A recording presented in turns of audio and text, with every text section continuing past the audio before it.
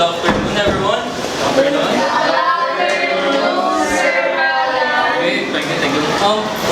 Medyo maraming bakante po. So, please yung iba, pwedeng umulong muna kayo sa harapan. Yes, sir. Muna tayo para lahat is ma-utilize natin yung mga space and marinig ko ng maayos.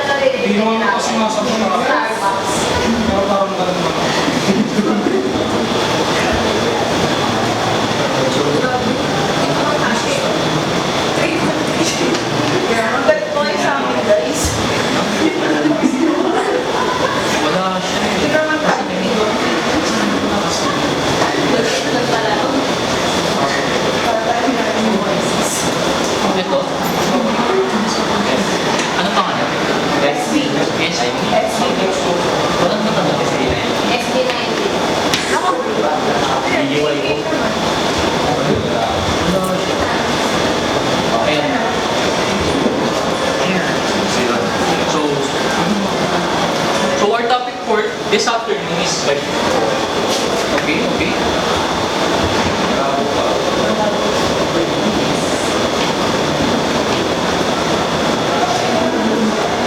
So our topic for this afternoon.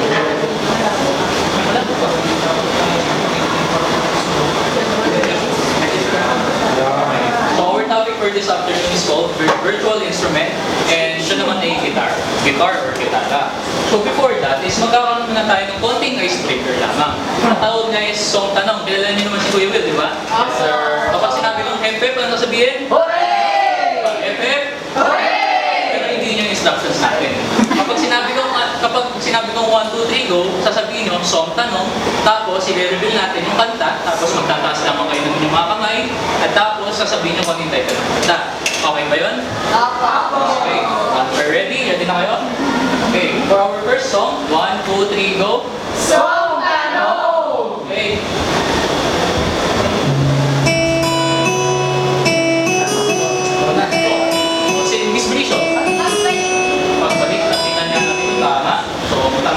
Magbalik kay Kalahiti. Isa pa. 1, 2, 3, go! Song tanong! Okay.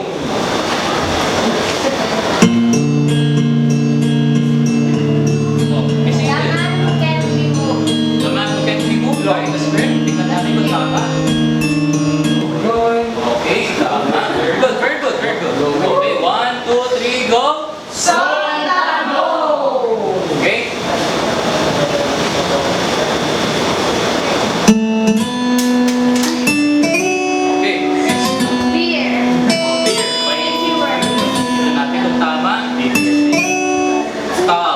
Galing yan, daming energy ng mga tao ito ngayong afternoon na to. Isa pa, 1, 2, 3, go! Song tanong! Okay?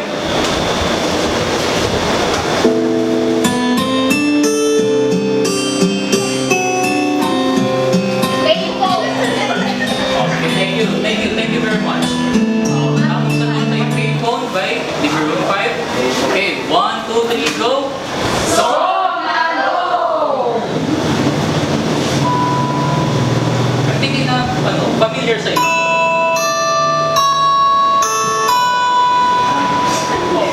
Sir, Buko by Jairlyn. Okay, thank you very much. Ang tawag sa tatay, Buko by Jairlyn. Okay, we have last two na lang ata, I think. So, 1, 2, 3, go! Song tanong! Okay,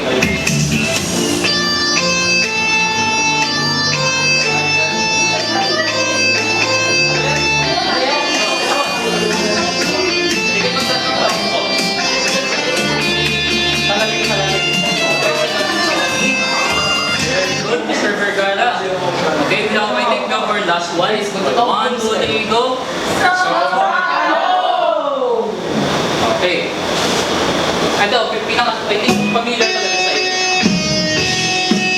Next one. Very good. Tapos na tayo sa ating icebreaker. Yung icebreaker din is related siya kung ano yung gagamitin natin instrument mamaya, which is the virtual guitar application. So, pwede ba natin sabay-sabay natin basahin ang ating learning objectives for this afternoon? Sabay-sabay tayo 1, 2, 3, go! Identify.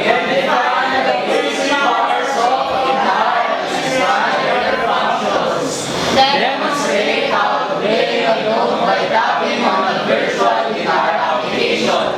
Express appreciation for the role of virtual instruments in making music more accessible. Okay, ang gagaling. Ang daming energy ng mga tao to. Kaya pa ba? Kaya pa ba? Yes, sir! Very good. Umpisahan muna natin, what is a virtual guitar? Can someone answer? Can someone lead? Can someone please lead? Oh, Miss Carly. A virtual guitar is a digital tool that simulates the experience of playing a real guitar. It allows user to play notes instead of strumming. Virtual guitars are useful for beginners because they have no physical tuning and allow for easy experimentation with different sounds. Okay, yung virtual guitar, isa siyang software or application na nagsisimulate nga ng isang totoong gitara. So, let's go to our next slide para ma-compare natin siya sa isang physical guitar. Okay, ano nga ba ang pinagkaiba ng isang physical guitar at isang virtual guitar? Pwede ko po bang mahiram yung guitar ng isang guitar?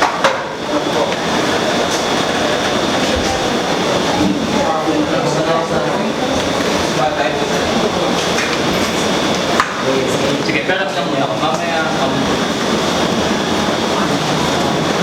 so kung makikita nyo, ito yung tinatawag natin, physical guitar. Meron siyang body, meron siyang neck, meron siyang strings, meron siyang fretboard, meron siyang tuning pegs, meron siyang headstock, meron siyang nuts, and meron siyang frets. Mamaya, i-discuss natin kung ano yung mga So, when it comes to physical guitar and virtual guitar, ang pinakaiba nila is, ito, tangible to.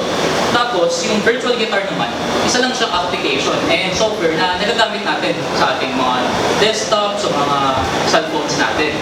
Tapos, kapag sa pagpaproduce ng sound, dito sa physical guitar, nakapag-produce siya ng sound by strumming or by plucking. Diba? Ito, na mas napapalakas yung sound niya dito sa butas na to. Alam niyo ba kung anong tawag sa butas na to? Okay, ang tawag dito ay sound hole. Kasi dito, kapag tinakpang mo to, possible na hindi masyadong malakas yung magiging tunog mo. Okay, try natin ha. Diba? Ay kasi natakpang siya. Pero kung tatakpang siya, hindi siya ganun masyadong malakas. Pero kung naka-open siya, diba? Nag-resonate yung sound niya na nag-amplify dun sa tunog ng mga strings natin. Okay, naiintindihan po ba? Yes, sir!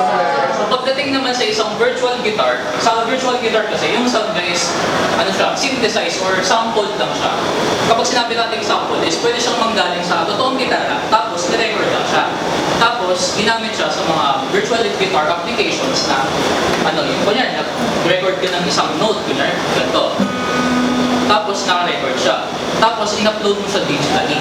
Tapos, pwede mo siyang i-input dito para kapag tinap mo siya, pwede mo siyang ma-play. Naiintindihan pa siya? Yes, sir! Okay. Isa pa is yung sa portability. Kasi kapag sa portability or sa paggamit natin, saan nga ba kadalasan ginagamit ang isang physical guitar? Pwede ba kayo magbigay ng isang idea? Okay. Sa gigs. Sige pa. Sa harana. Sa harana. Sige pa. Ano pa? Sa basking. Okay. So, madalas nakikita natin sa mga concerts, may mga nagtatanong, mga ginagamit nila yung mga gitara nila, di ba? It can be acoustic, it can be electric guitar. So, ganun, kadalasan doon siya ginagamit. Tapos, sa mga virtual guitars naman, most of the time ginagamit na sa mga studios. Alam niyo, di ba, kapag mga nasa studios tayo, di ba, minsan walang dalang mga instruments, yung mga, yung mga players natin, or minsan may dala naman sila, pero syempre nga, masyadong hassle na magdala ng maraming gitara. Kasi when it comes dito sa virtual guitars natin, pwede na siyang all-in-one. Pwede ka nang gumamit ng iba't ibang types ng gitara sa isang virtual guitar. Pwede kang gumamit ng acoustic, katulad na nung pinatugtog natin kanina, and yung electric, katulad nga rin ng pinatugtog natin kanina. Okay, naiintindihan ba ang mga iba't ibang pinagkaiba ng physical guitar at ng virtual guitar? Yes, sir! Okay. Okay, pupunta naman tayo sa parts ng isang virtual guitar and parts na rin siguro ng isang physical guitar. Okay, papakita ko na natin sa inyo. So, sabay-sabay natin basahin. The body, the main interface where interactions take place, often with added sound effects. Okay, very good. Bakit nga ba may interface? Kasi kadalasan ay sa lahat ng oras, dito sa kanya nakakonect lahat ng parte ng isang gitara. Meron siyang bridge dito, meron siyang sound hole, dito rin nakakapit banda yung strings niya, nandito rin yung neck niya. And kapag mag-play ka ng gitara, di ba dito ka nagsistrum sa may body? Dito mo rin siya kinakandong, di ba? Okay. So, kaya siya tinawag na main interface. So, wala yung picture mo. Pero may doon pinapakita yung itsura ng isang virtual guitar, yung sa may konting pakakyaw lamang sa body niya. Kasi dito sa virtual guitar, ito lang yung itong parte lang to. So may neck lang, tsaka sa buong fretboard lang yung pinapakita sa kanya. Very good. Next, pumunta naman tayo sa neck. Oh, everybody read. The neck displays no positions and organs for easy navigation. So guys, ito yung neck niya. Pero huwag kayong makukonfuse kasi mamaya may isa pang part na iisipin nyo, bakit parehas lang sila ng itsura kapag pinakita? Okay? Itong neck, dito niya binabahay yung fretboard. Mamaya i-discuss natin kung ano yung fretboard. So yung neck, siya yung nagko-connect sa headstock natin. Itong nasa may pinaglalagay ng ating mga tuning pegs and pinagkakabitan ng strings and sa body natin. Parang siya yung nagsisilbing connecta dun sa parte ng mga gitara yun. And dito rin, katulad nga na sinabi ko, dito niya hinahouse yung playable surface ng ating gitara. Okay. Dito naman sa picture na to, pinapakita dito yung itsura ng neck natin na kasama yung binabahay niyang parts, which is i-discuss natin ngayon. Okay, everybody read what the fretboard is. The fretboard, the playable surface where users stop to produce different pitches. Okay, yung fretboard, ito siya, okay? Huwag kayong maka-confuse. Yung fretboard, siya yung playable surface dito. Okay? Siya yung binabahay ng isang neck. Yung neck, pwede mo siyang tawagin, ito yung likod na part na to. Yung fretboard, pwede mo siyang sabihin, ito siya yung playable surface dito sa may harapan. Okay? So dito sa fretboard, meron pa rin siyang dalawang parts para mas maintindihan mo kung ano yung laman ng fretboard natin. Okay?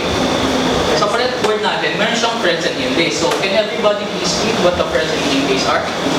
Frets indicate different pitches and allow users to simulate finger placement. Higher frets produce higher pitch noises. Okay, inlays, okay? O, inlays, sabay-sabay tayo. Inlays, small markers on the fretboard that helps the players navigate and locate notes easily.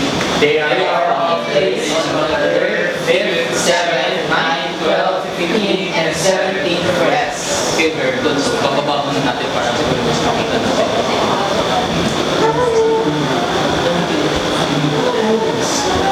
Okay, kung makikita nyo, ito yung tinatawag natin fretboard, di ba? So, ito yung frets, ito yung mga bakal na to. Nagsisilbi siyang indication sa ating fretboard. Kasi kung wala siya, paano natin makikita kung nasa parte na tayo ng ating fretboard or kung anong sound na yung mapuproduce natin. Kasi kung iisipin no, magkaiba yung tunog kada frets natin, di ba? Meron ba kayong na-download na real guitar app? Like, yes, sabi ko sa inyo. So, okay. Sa mga merong real guitar app, try nyo mag-tap lang, isang beses lang sa isang fret. Isang beses lang, okay. Tapos, try nyo mag-tap naman sa ibang fret. Okay. And somebody raise their hand and sabihin kung ano yung may napansin nilang pinagkaiba. Kung may napansin ba kayong pinagkaiba, nung pumindot kayo sa magkaibang parte ng ating playable surface or ng ating fretboard. Pag nasa bandang Okay. sa bandang ito, the more na malayo sa hole, sa baba yung pitch na, tapos pag mas natin sa hole, ibig sabihin mas mataas. Sabi ni Miss Trisho is the more na mas malayo siya sa may ating hole, kunyari na-play tayo dito, the more na mas mababa yung tunog niya. And the more na mas malapit tayo dito sa ating hole, the more na mas malakas yung tunog niya. Okay, ano nga bang silbi ng ating frets? Ayun nga, siya yung nagsisilbing indication. Bakit nag-indicate na saan? Kasi nga, kada frets is is nag-iiba siya ng tunog. Eh, paano naman yung in-bass? Or ano yung in-bass? So, wala yung pictures natin. Pero, papakita ko sa inyo dito sa gitara. Itong mga markers na to, eh, ito yung tinatawag nating in-bass. Usually, sa mga beginner guitars, meron siya mga numbers. Nakikita po ba? Nakikita yung markers natin. Yung in-bass, mainly ginagamit ng siya for designs. Sa mga professional players, ginagamit siya mainly for designs, for decorations only. Tapos, sa mga beginner players, ay sa mga beginners na nag-gitara is, usual talaga, may number siya. Bakit siya may numbers? Para ma-identify mo kung nasa ang fret ka na. Kung wala pa, sige, tatanungin ko kayo ngayon, nasa ang fret na ako? First fret. Sige, kung nasa ang fret na ako ngayon? 10. Okay, 10. So napansin niyo na medyo natagalan kayo, di ba? Kasi wala siyang number dito. So yung in-list, nagsisilbi siyang parang guide or indication. Kasi nga, kunyari, nakalagay dito yung number 10, dito number 12. Ang magiging purpose niya is, bibilangin mo na lang yung pagitan ng dalawang numbers na yun para malalaman mo kung nasa ang fret ka na. Naiintindihan ng pinagkaiba ng fret and in-bass? Yes, sir. Okay, ano yung pinagkaiba ng fret and in-bass? O sige, isang next Plays, yun yung nanggagay kung nasa ang fret ka na. Okay, Tapos yung fret naman, yung kanang pagitan dyan. nalaglo na yung image, okay? Sabihin niyo sa akin kung nasa ang fret tayo, okay? Nasa ang fret tayo ngayon? First. Okay, this one? Second. Ngayon, nasaan tayo? Fifth. Nasa ang fret tayo ngayon? 9. Very good. Oh. Ngayon, 14. So ngayon, can someone please stand? Mamaya magtatanungin ko kayo kung nasa ang fret na tayo, tapos magtataas kayo ng kamay, pupunta kayo sa harapan dito, tuturuan niyo kung nasa ang fret tayo, okay? Kung nasa ang fret yung pinapatulog sa inyo. Okay, can someone please tell me kung nasa yung 8th fret? 8th fret, everybody. Kapakita ko.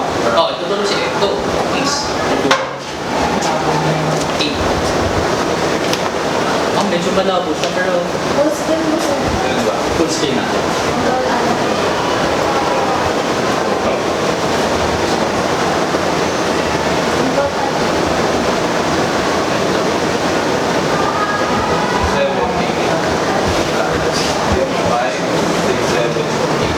Okay, paano mo na-identify na ayun yung 8th fret? Ito, usually yung mga inlays, sabi kanina nun, nakikita sa 3rd, 5th, 7th fret. Okay, So, kinita ka lang dito yung 7th fret na may inlays. So, yung kasunod doon na number, ito yung number 8th fret. okay. So, na-identify ni Yuri kung nasaan yung 8th fret kasi sinundan niya yung inlays. Kasi dito sa pagitan ng 7th and 9th inlay, nasa pagitan niya yung 8th fret. So, nagamit niya yung sinasabi natin indication or guides para mahanap yung isang fret. So, pwede ba tayo maghanap siguro ng isa? Sige, isa pa. Pwede nyo bang ituro sa akin kung nasaan yung 4th fret? Oh, Steven, please.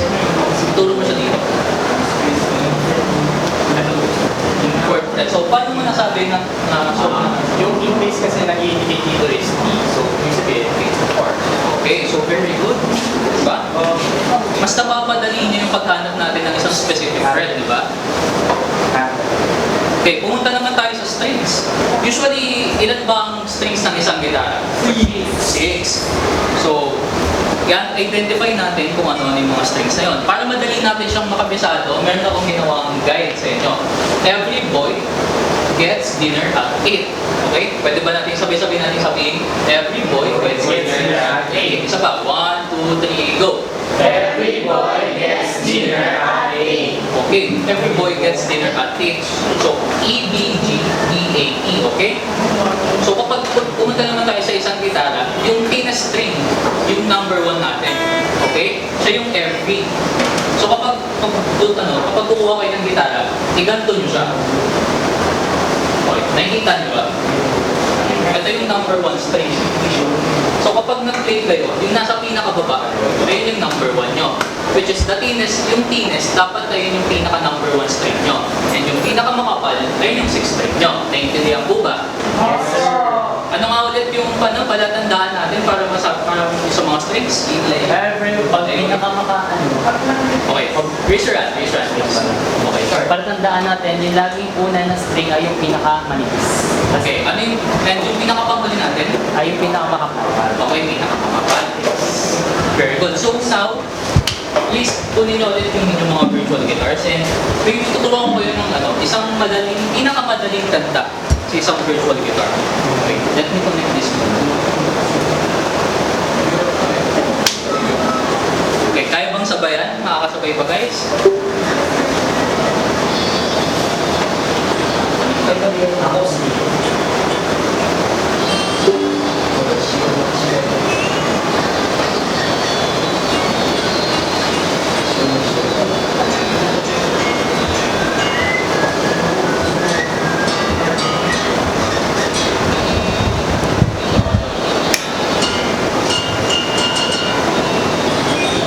Okay, loading mo siya. Nakikita ba yung screen natin guys? Sa phone? Okay, ba? Wait for a bit, settle down please. Huwag tayo masyadong malingay. Okay, nakikita na ba natin? Yes, sir. Okay. Good luck. Yung sa akin. Okay, may commercial. So, bumalik muna tayo sa ating acoustic guitar. Iba to eh. So, nakikita niyo itong mga markers na to. Ano nga, pangilang string itong letter G? Third. So, ito yung nag-indicate siya ng fret natin. Okay? Itong 0 is off string. Meaning, sa labas ka ng headstock. Sa may labas ka ng first fret, magpe-play ng surface. Itong mga numbers na to, akong 1 and 2. Siya yung nag-indicate siya kung pang ilang fret yun dapat mong tutugin. So, meaning, kung nandito ka sa third string, tapos may number 2, pang ilang string yung play mo? Okay? Third string sa third fret. Naiintindihan po ba? So, kung itong number 1 na nandito sa second string, pang ilang string siya? First, ay second string. Second string sa first fret. Okay. So, papakita ko sa inyo ngayon kung paano natin siya i-play. So, dito meron tayong 0, 0, 2.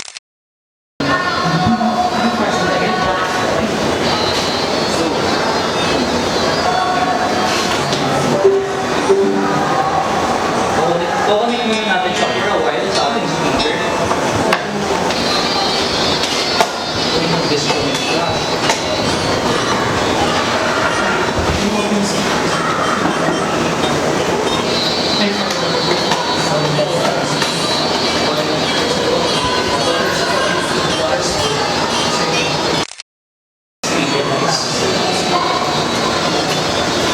Wala siya. Namatay. Kamatay or Bumuktan ko ulit. Yan, okay.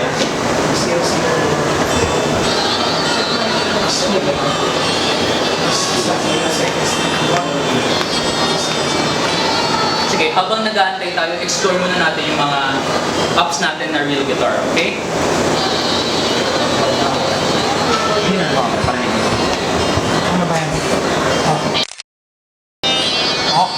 Okay, nakita na natin guys. W. Yes, sir. Wala siyang punta. Cellphone na lang. Baka nakapatay yung ano.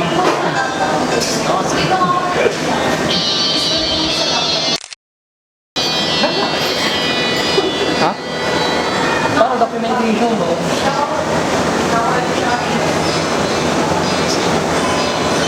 Yan.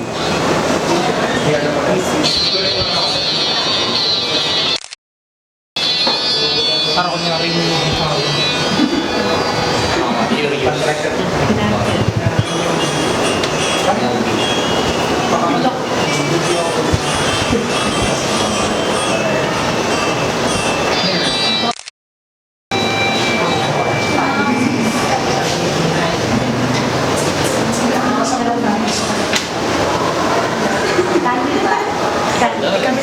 So, sige, habang walang sound sa akin, mag-double tap tayo sa off string, then punta tayo sa second fret ng third string natin. Okay, punta tayo sa first.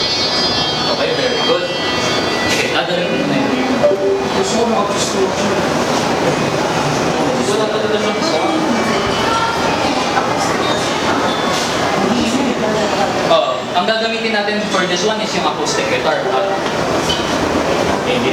Sige, play natin. Dahan-dahan muna.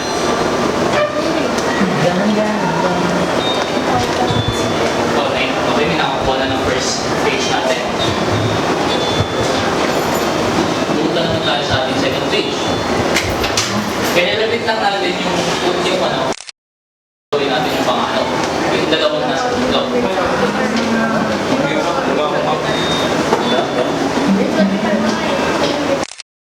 Pinakakakuha na ba kung ano kanta yun, guys? Nag-guess nyo na kung anong kanta yung piniplay natin? Okay, happy birthday. Sige. Meron ba ditong willing na mag-demonstrate dito sa harap para i-play yung first 2 pages ng ating ano?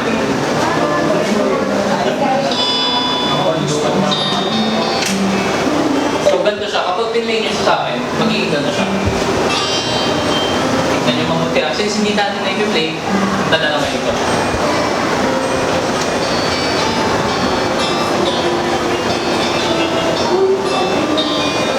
Tapos, ano tayo sa third fret natin? Which is 0, 0.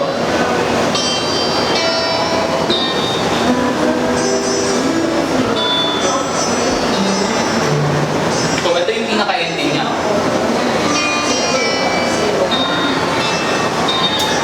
Okay, naiintindihan? Yes, sir. Okay, naiintindihan rin natin kung paano magbasa ng isang musical sheet sa isang real guitar device. Yes, sir. Okay, anong pangilang string to sa pangilang fret? Second string. Third fret, okay, very good. Paano naman pag dito? First string. Okay, first fret, very good. Ang gagaling ng mga estudyante ko ah. Okay, for this activity naman, magtatap ako ng isang string, tapos sasabihin nyo kung pangilang fret siya, or pangilang string and fret siya. Kunyari, nagtap ako ng first string, first fret. Ganun yung sasabihin nyo, mauna yung string, bago yung fret. Naintindihan po ba, guys? Yes. Okay. Okay, wait lang natin siya mag-connect. Kahit wala na siyang sound, basta masabi niyo lang sa akin kung pangilang string and fret siya, okay?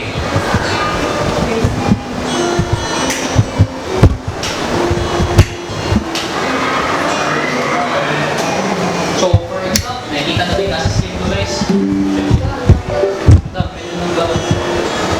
Daan-daan na lang.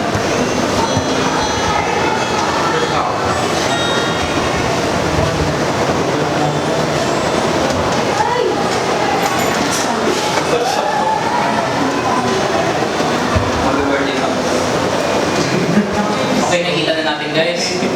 So once natin up ko to, pwede nyo bang sabihin sa akin, okay, everybody, tingin dito sa harapan, focus muna.